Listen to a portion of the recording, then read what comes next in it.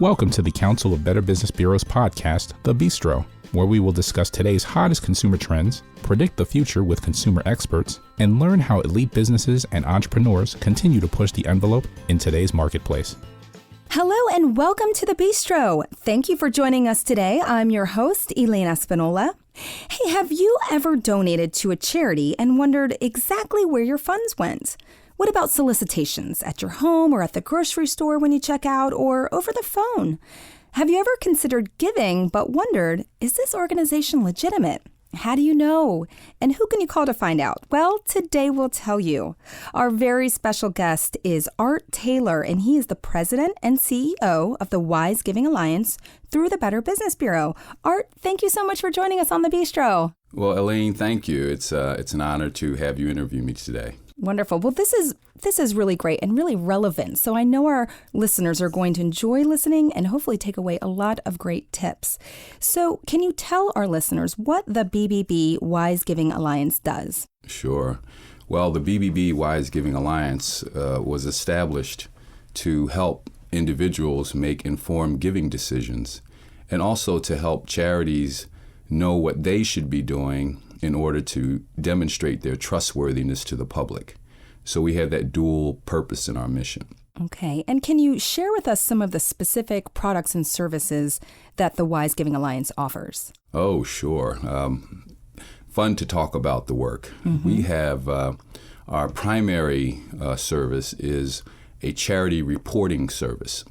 And in that service, we evaluate charities in relation to 20 holistic standards, and we do a rigorous evaluation of them in relation to those standards so that in the end we're able to produce a report that lets people know whether those charities met those standards.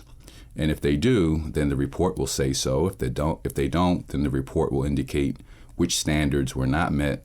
And so people can know before they give whether the group meets those really important standards that we believe points to their trustworthiness. Well, that definitely lends itself to any business, but also a nonprofit organization. You want to know as a consumer what the standards are and if where you're going to give your money is meeting those standards. I think that's a really awesome service that the Wise Giving Alliance offers. So I know that you report on soliciting charities as well as some local charities, and there seems to be an endless supply of them. You know, new charities popping up every single day. How do you keep track of all of them? And about how many charities do you have reports on right now? Sure.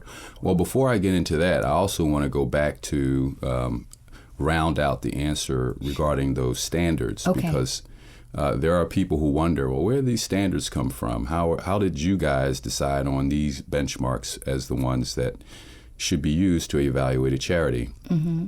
And basically, we went out broad and wide into the communities that support charities and rely on charities and the charities themselves through a very wide-ranging process to get inputs from state charity regulators, former IRS officials, charity executives, foundation leaders. We did 2 major surveys of the donating public. We also consulted with lawyers and accountants. And so the standards that we came up with, we believe, are truly the standards that the sector endorses and supports and believes are right for charities to adhere to. Mm-hmm. And secondly, just the whole idea of needing standards becomes clear when you think about the difference between a charity and a business. Mm-hmm. As a consumer, if you were to buy a product or a service, you can evaluate whether it works right away. It's your product. You get it, you can use it, and if it's working, you know. If it's not working, you don't. And right. If you can complain if it doesn't work. Right. Pretty standard evaluation process. That's there. right. Sure. But in the case of a charity, donors really never know if the charity is using the money in the way that the charity intended it would be used, because most donors aren't using the service that the charity provides. It's a great point. And so it's really important to have some other benchmark to measure the performance of the charity against. And usually that needs to be done by some third party.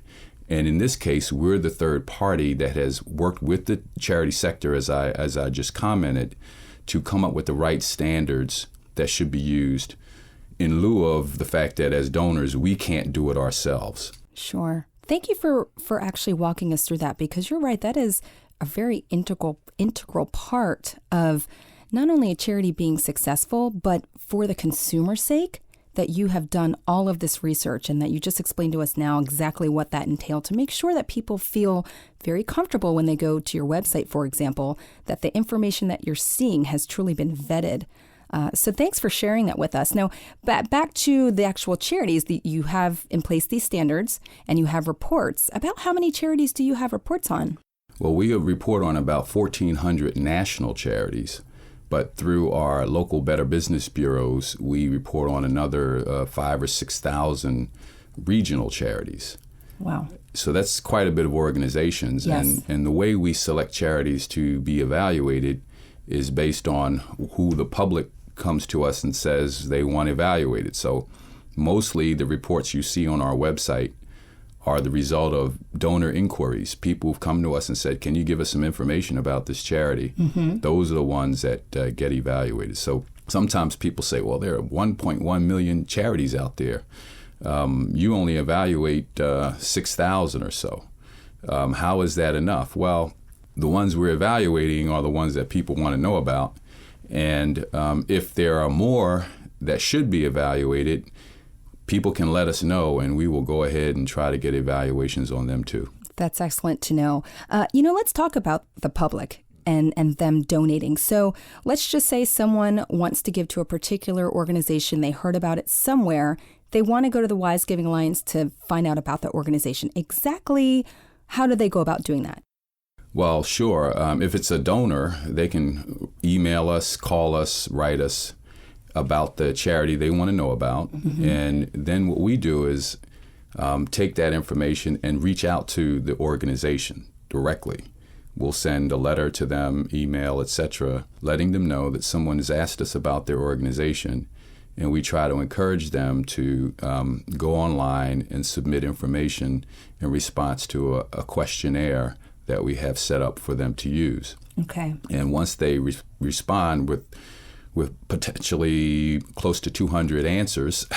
Wow. It's a very rigorous process. Yeah. Then a human being on our team will take a look at that information and make sure all the information is correct. And after that's done, then there's usually some correspondence between our team and the team of the charity to see if there are any issues that need to be fixed. And ultimately, a draft report is created, which is shared with the organization. And if there are no issues there, then the report goes public. And so it's a pretty thorough process, rigorous evaluation.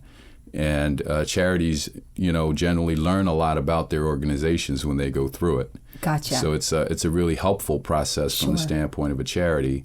But it's also, I think, one that really helps the public know that they have an organization they can trust. Sure. Quite an incredible public service that you're offering. The fact that someone can just call up and someone will go ahead and take the time to make those calls and get the information.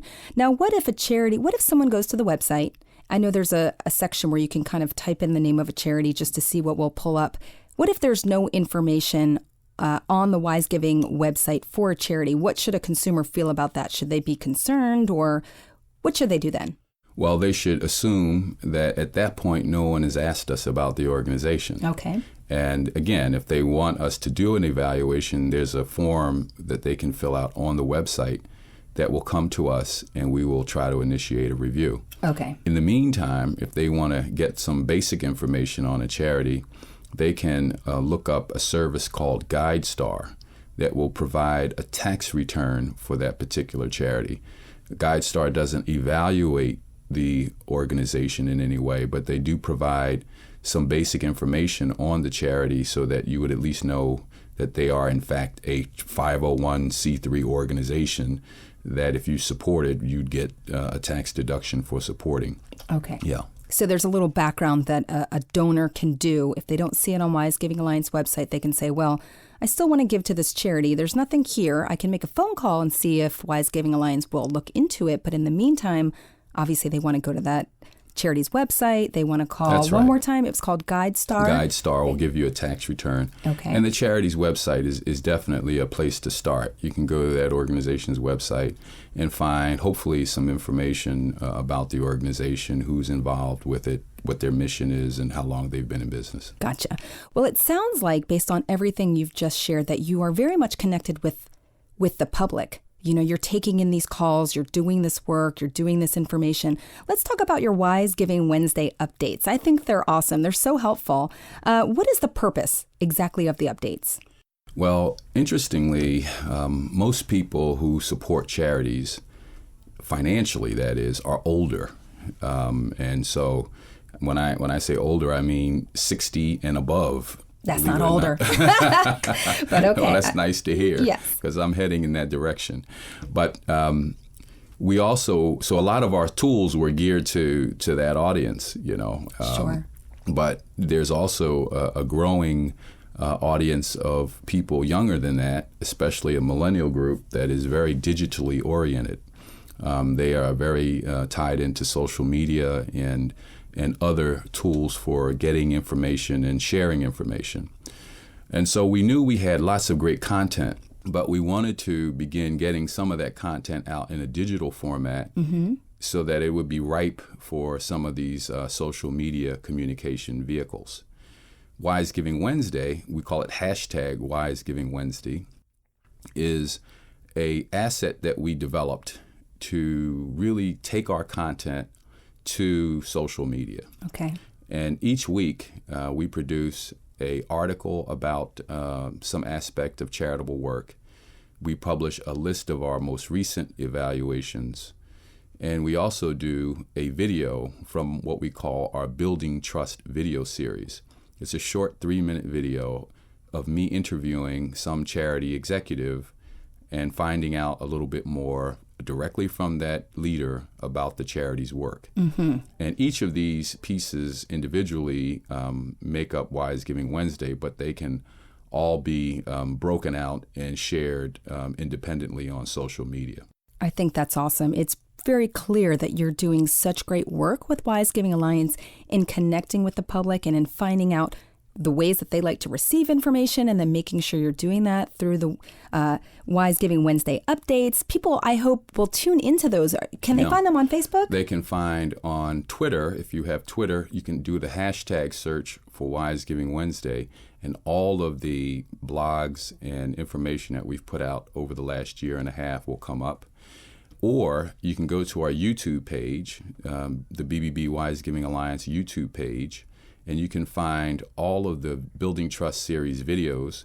And of course, you can always go to give.org, which we hope a lot of people will, where you can get all of the information. Okay, so these are great resources. And if you're listening, I hope you go ahead on YouTube, on Twitter, on all of these different resources, because this is really great information. Art, we're kind of at the end of our discussion here, and I wish we could talk more because this is great. But while I still have you, can you share your 5 tips for consumers interested in donating to charities? Sure. My first tip is don't simply respond to solicitations. That is, do planning up front. Think about, either independently or with your family members, the causes that matter to you and the organizations that have the best or that are best positioned to take advantage of that interest. And give to those. So plan up front. Don't just wait for a letter to come in the mail to respond to. Secondly, when you do get that letter in the mail, don't just assume that the charity is one that you should support. Do some homework. Go to the charity's website. Go to give.org and read the letter carefully. And if it sounds like they're pressuring you to make an immediate gift, or if there's a lot of information that pulls at your heartstrings but don't have a lot of facts in it about what the charity will actually do, you might want to pass on that particular appeal. Another thing is to watch out for organizations that have names that sound alike. There's so many organizations out here, especially when you get into health issues. There are many, many cancer-fighting organizations, for instance. And we know that in many instances, people think they're giving to one particular organization, but they're not. They're giving to something that has a name that sounds like it. Sure. So they need to be very careful about sound-alike names. And lastly, I would say make sure that if you're getting a call from someone, a telemarketer, at night from a charity, understand that a large chunk of that money is going to go to that telemarketer because it's very expensive to telemarket. Doesn't mean you shouldn't give directly through the telemarketer, but you should know what's going on. I would ask the telemarketer whether the charity only fundraises via telemarketing. If that is the only way they fundraise, then you're probably not going to want to give to that group because all of their fundraising is going to be expensive. But if they have multiple ways of raising money and telemarketing is just one small piece, then I feel a little more comfortable giving to that group. Awesome. Those are excellent tips, extremely practical. And I know a lot of us consumers, the general public, every single day, we're getting phone calls and we're getting things in the mail. And so these are excellent tips. So I hope if you're listening, you'll share this information with those around you because it's super helpful. And there's no reason why we should not give if you're able to, but you want to make sure that your money's going to the right place. So Art, thank you so much for joining us today on The Beastro. This has been really informative. It's been a fun discussion on a feel-good topic of giving and ways that consumers can give wisely. So one more time, Art, if someone wants to find out information from the Wise Giving Alliance, where should they go? Give.org. Give.org. Give.org. Easy enough. That's awesome. So I hope you go to that website. And, the Better Business Bureau is deeply committed to building and advancing a better marketplace, a trusted marketplace for all, because trust always matters. So thank you again for the Better Business Bureau. And as your host of The Beastro, I'm Elaine Espinola. And I thank you for listening. And I encourage you to give us your feedback on this episode. We want to know what you think. So until next time, it's been my pleasure discussing better business with you. You just enjoyed the Beastro podcast. Be sure to tune in next month for a brand new episode. To learn more about our other shows, visit betterbusiness.blueberry.com. That's betterbusiness.blueberry.com and subscribe. The thoughts and opinions expressed on this podcast are the views and opinions of the guests, not those of the Better Business Bureau, Council of Better Business Bureaus, or program affiliates. This podcast is for information and educational purposes only and is copyrighted with all rights reserved. This podcast is protected by Blueberry's Terms of Service.